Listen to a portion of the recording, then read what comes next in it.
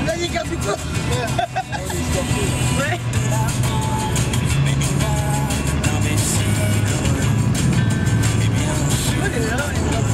Super. C'est bien quand même.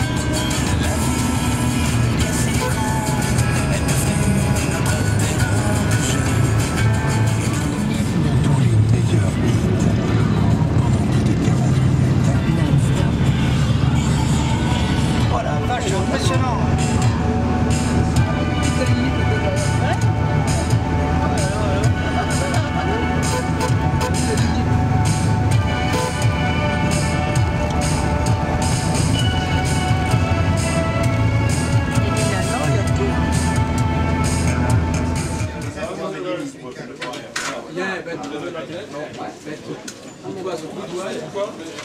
This is GVM, it's a good one, but it's made with harness, white harness for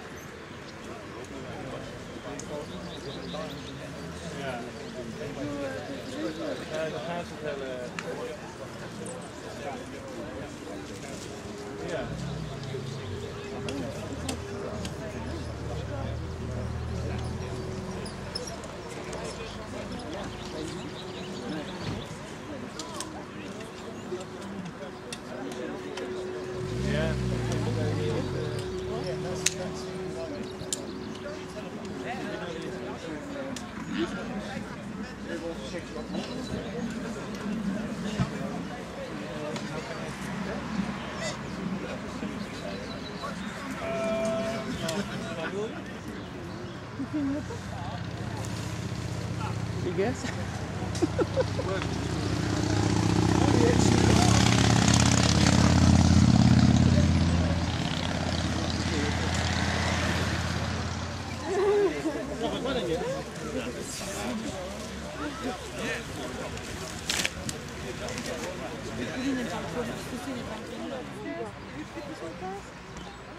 Tu veux le mettre sur la tête, le casque?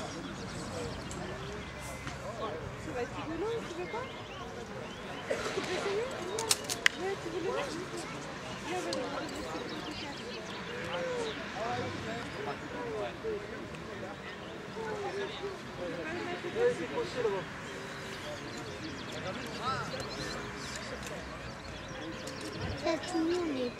Gâteau.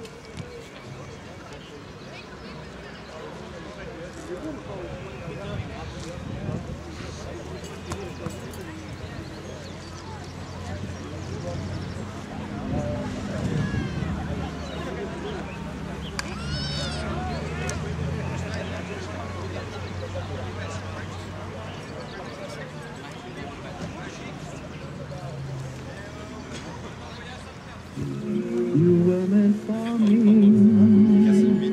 I was meant for you. Tell me you agree. Tell me that it's true.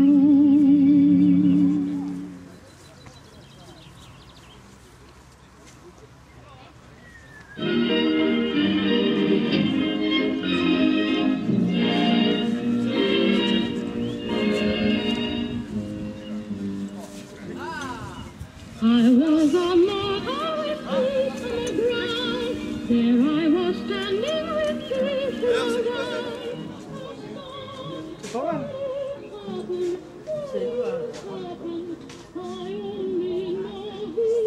Il fait chaud là, il fait bon. Oh, c'est de la toile de jute. Hein.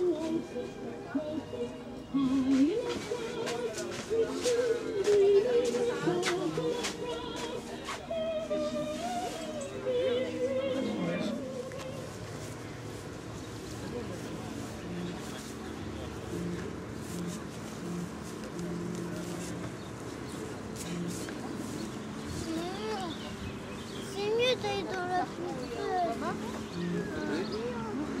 Maman, c'est mieux d'aller dans la poussette. Oui, bah tu iras après dans la poussette. Oh. Quand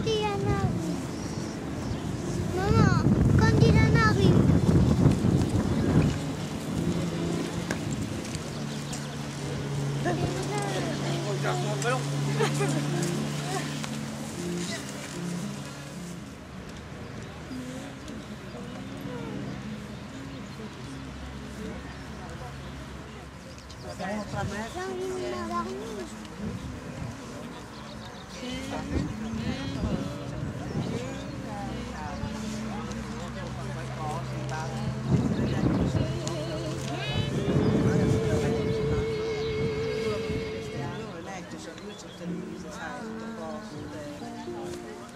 hanno i mezzi, ma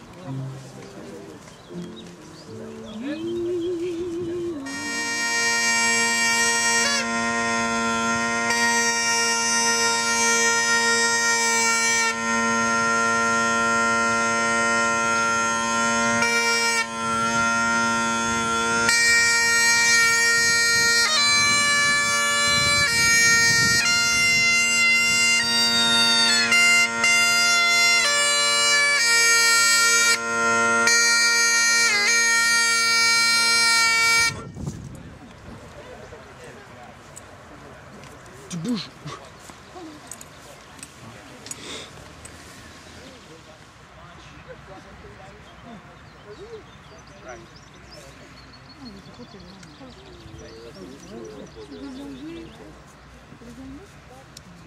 Au café.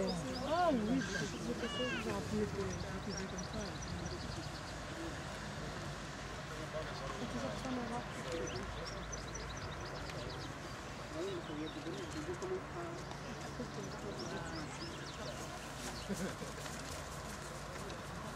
One step right.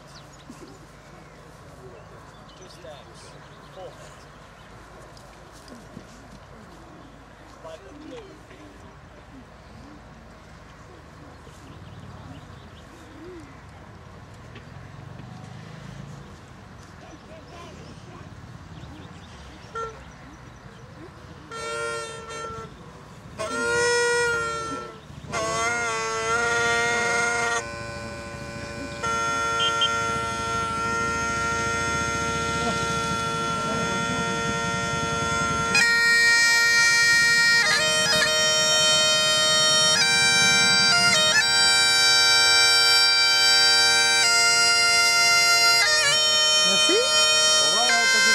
Bingo en plein dedans.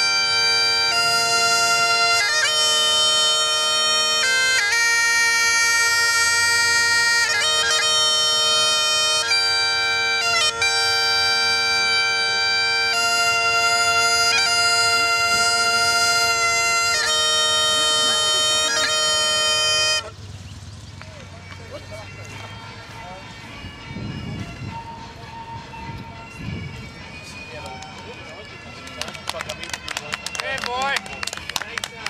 Okay, boy.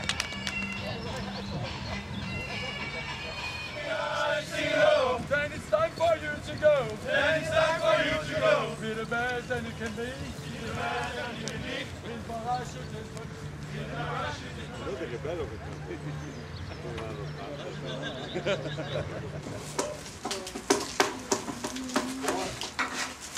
faut que tu la tiennes.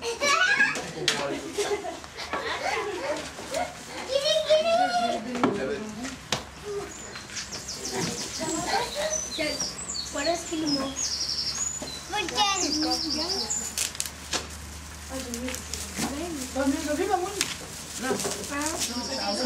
Oh, ça va pas te craquer. Ça va pas te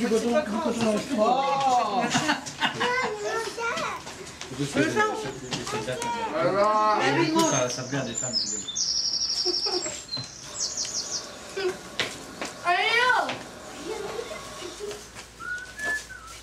On avait faim, ma bête.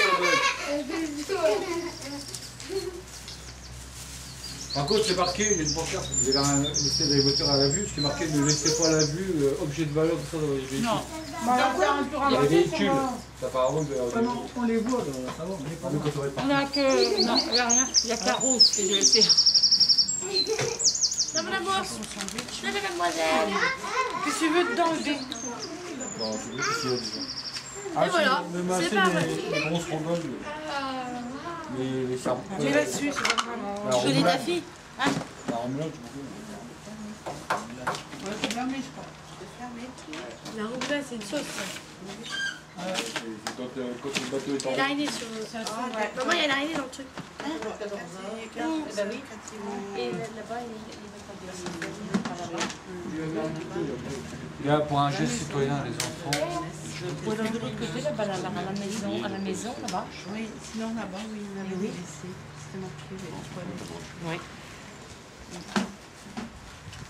Rankenbau, zo Ranken.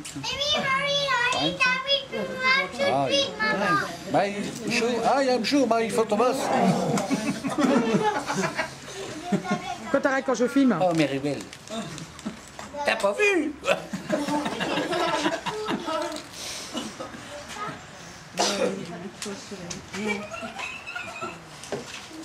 Là-bas, regarde. Ah, ça y est, j'ai l'arme.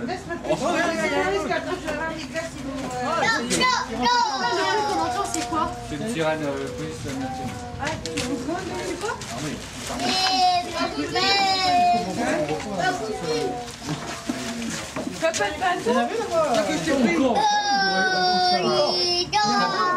Non, au civil.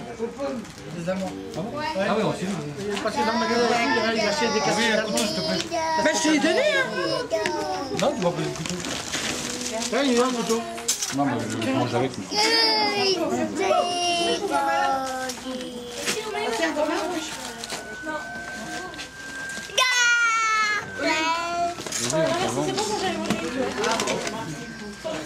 Écoute les sirènes. Il a fondu, hein. Ah bah, c'est un bouchon, hein.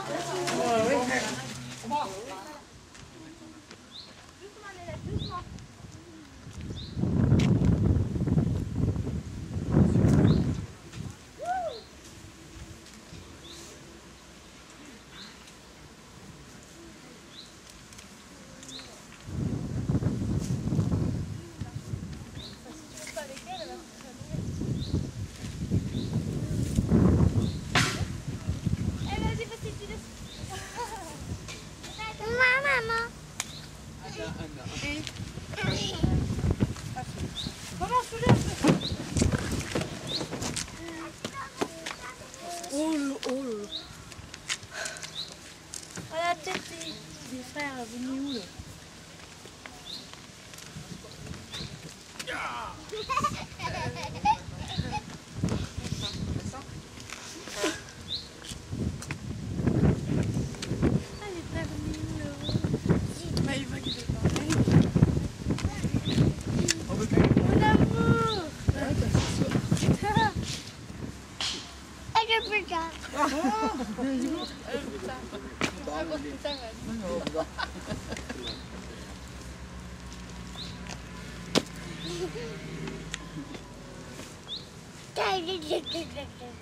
Ok.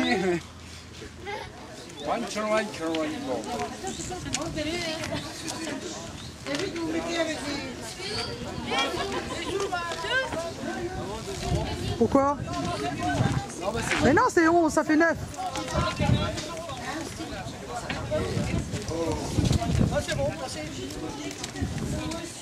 Allez, vas-y, avance.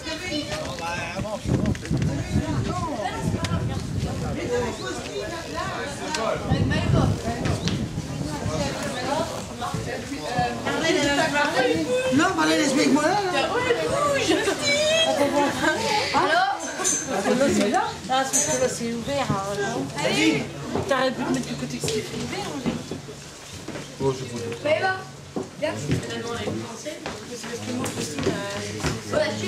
Attention, il y a un panneau. J'ai vu. Attends, je te fais montrer les tickets pour dire qu'on n'est pas montré en fond. vous êtes obligé que c'est impossible.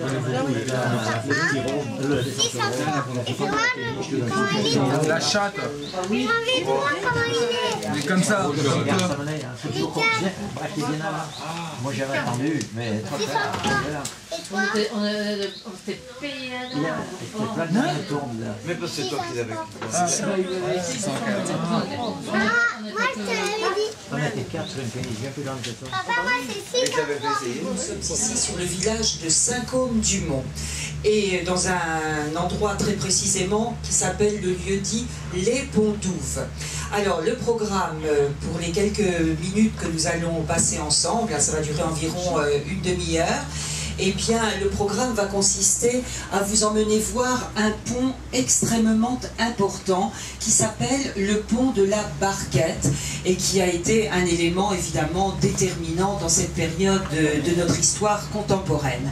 Alors pour l'instant, nous ne sommes pas encore sur le cours d'eau principal qui s'appelle la Douve. La Douve qui parcourt ces marais du Cotentin et du Bessin. Je vais tout de même vous faire une présentation un petit peu générale pour vous situer ces marais-là. Donc ce bras de rivière, ça n'est même pas un affluent, c'est un bras de rivière qui s'appelle la Jourdan, la Douve d'une berge à l'autre. Nous sommes tout de suite en train de nous déplacer sur le domaine fluvial, sur des eaux douces, et imaginez que juste de l'autre côté du pont commence la partie maritime, les eaux salées. Ce pont de la Barquette est un barrage pour empêcher, quoi qu'il arrive, la mer de venir envahir cette partie basse que je vous ai décrite tout à l'heure. Je vous précise, messieurs, dames, que dans notre parc naturel régional, il n'y a pas qu'un seul cours d'eau et qu'un seul système de pont muni de porte-à-flot, mais plutôt 5. Celui-ci, le cours d'eau, la Douve et le pont de la Barquette sont les plus importants, le pont de la Barquette étant le plus ancien, mais il y a le même système sur un autre cours d'eau de l'autre côté de 40 ans, un cours d'eau qui s'appelle la Taute, un petit peu plus loin sur la Vire, et encore un petit peu plus loin dans le Calvados sur l'Or. L'Or qui débouche à Isigny-sur-Mer. Sont installées des portes à flot. Alors il a eu une histoire progressive, ce pont de la Barquette. Quand il a été construit, au départ, la Douve n'avait pas la largeur qu'elle a aujourd'hui et elle n'était constituée que des 4 arches que nous avons devant nous qui sont les plus larges. Dont une qui est complètement... les moins larges, bien entendu. Les 4 centrales qui sont les moins larges, dont une qui est équipée de bâtardeaux, et je vais vous expliquer pourquoi tout à l'heure.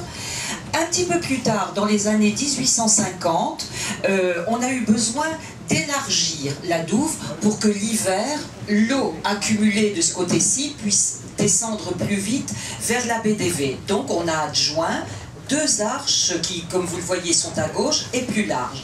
Et puis, carrément plus tard, dans les années 60, 2 arches marinières ont été installées à droite. Ça remplace une écluse. Ça remplace une écluse qui servait aux gabarres. Vous savez, les gabarres qui transportaient de village en village tout ce dont on avait besoin.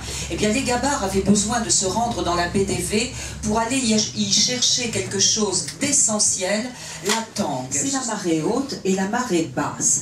Eh bien, quand la mer est basse, ce qui n'est pas le cas tout de suite, quand la mer est basse, nos portes sont ouvertes et la rivière la Douve peut s'écouler vers la baie d'Évé. Mais 6 heures plus tard, quand la mer va se décider à remonter, eh bien son premier flot, sa première vague, qui est très forte, très puissante et que l'on appelle le mascaret, cette vague à toute vitesse va se précipiter derrière les portes ouvertes, créer un remous. Ce remous va appuyer sur les portes et les obliger toutes ensemble à se fermer. Ce qui veut dire que pendant toute la marée montante, pendant toute la marée étale et une bonne partie de la marée descendante, les portes vont rester fermées, ce qui est le cas tout de suite.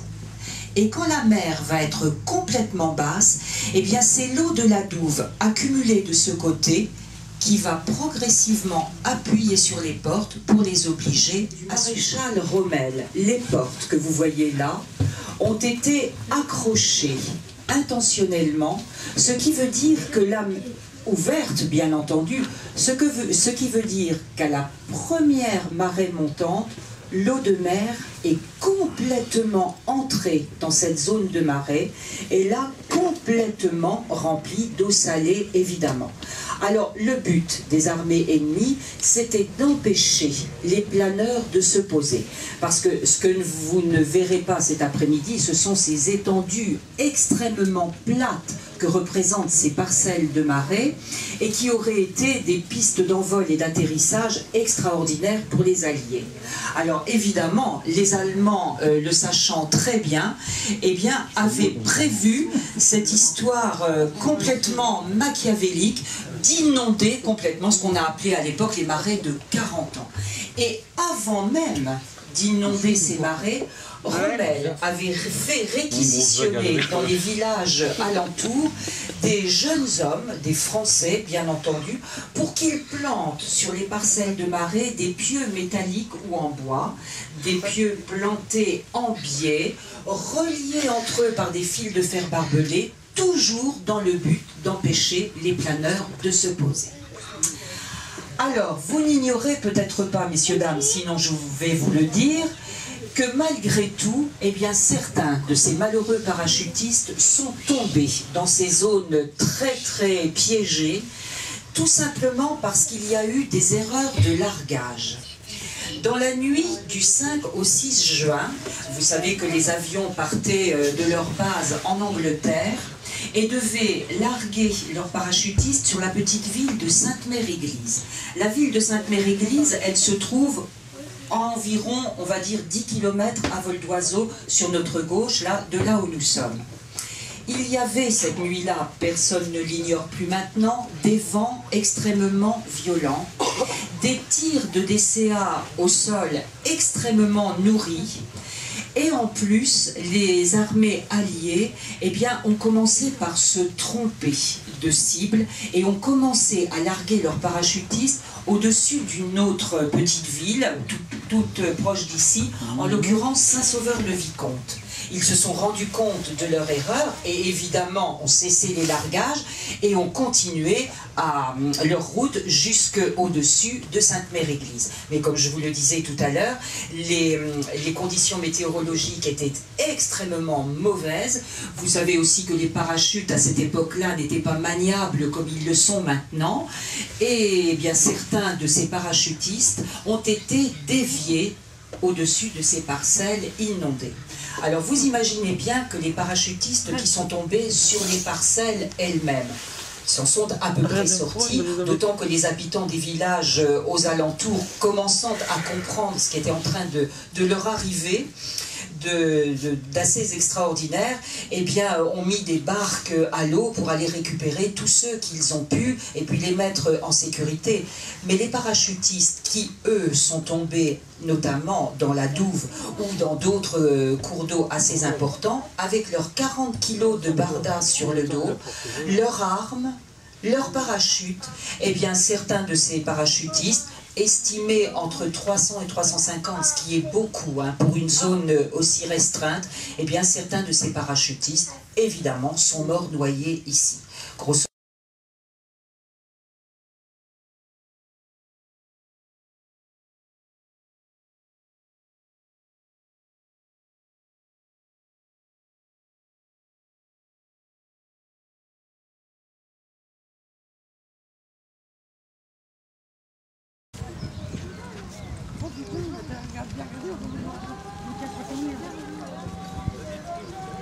Oh, j'adore cette chanson.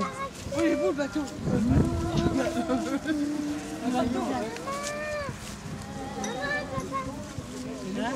Gamin. Ouais, j'ai vu, ouais.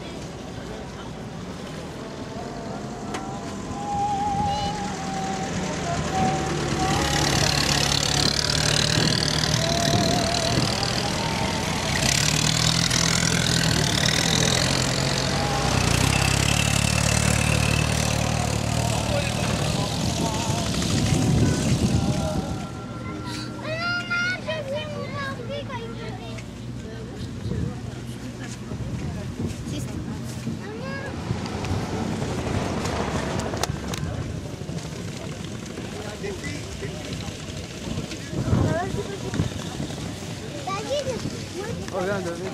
Regarde, il est mort. Là, j'aurais le caméscope, tu t'en rendais combien?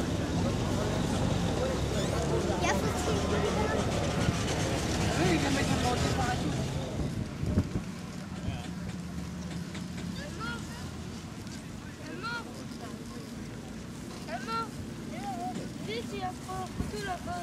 Hein? T'as un truc exprès là. Ouais.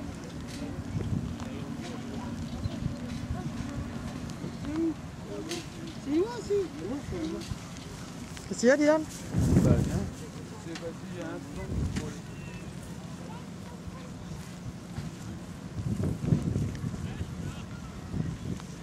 Ja, vroeg zij gaf of zo'n 3-punts poot voor een waterjerrycan, of dat nou oorlogs was. Nou, zeker nou nog gebruikt.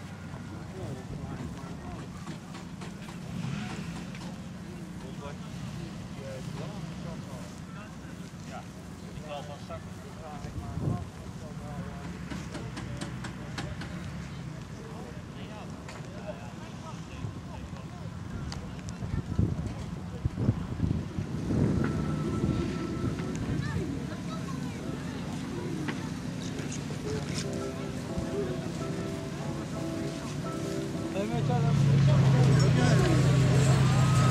Draai.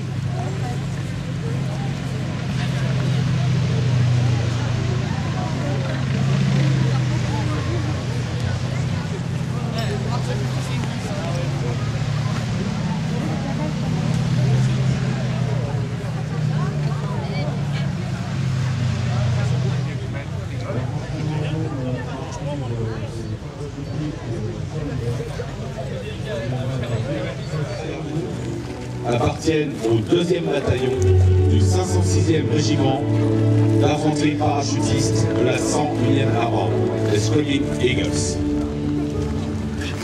Ils vont se préparer pour participer à la plus importante opération militaire qui n'a jamais été réalisée dans le Puy Nord, l'opération Overlord.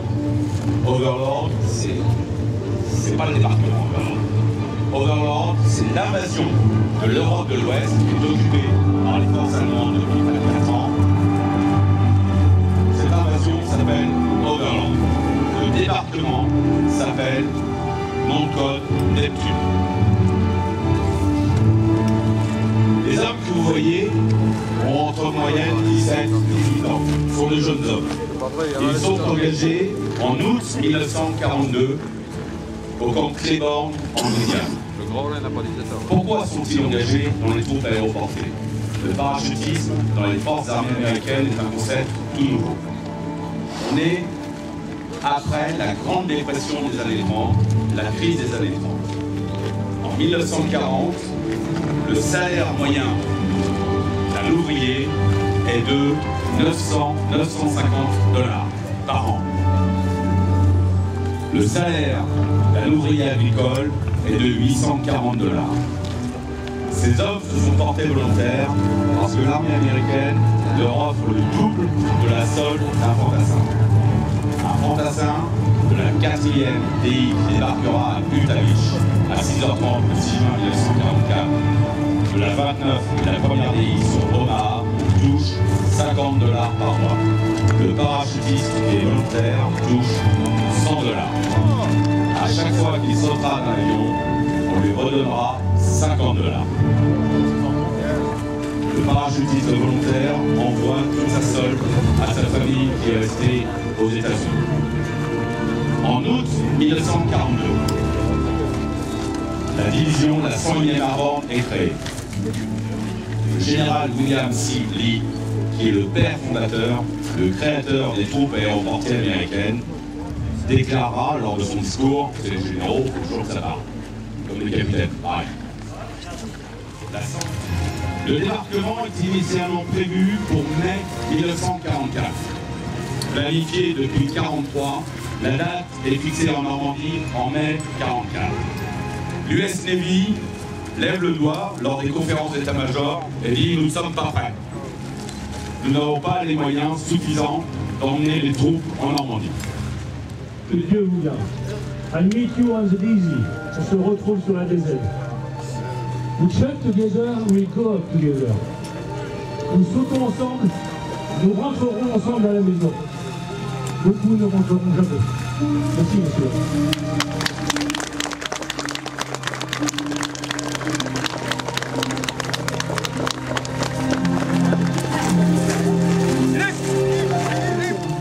Et on a tourné partout dans le bocal pour lui faire voir les petits détails. Il y a les beaux musées, on a des très belles collections. Et puis il y a le petit détail. Quand vous passez à côté de tel lavoir, vous savez pas que là, il y a tel parachutiste qui est tombé, qui s'est cassé les deux jambes. Qu'à Ambreville-au-Plat, vous avez une superbe église.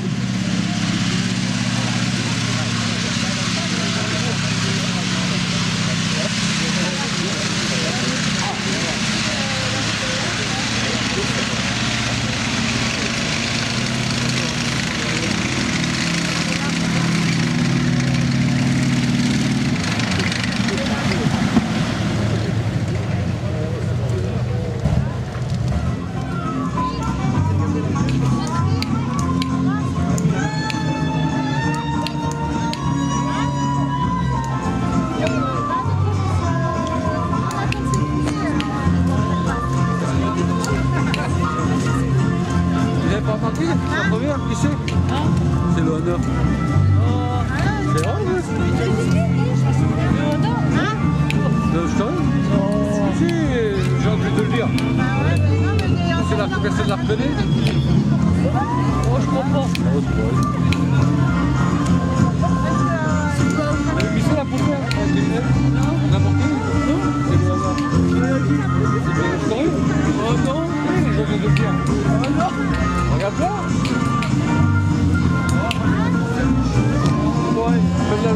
Non, là c'est vrai.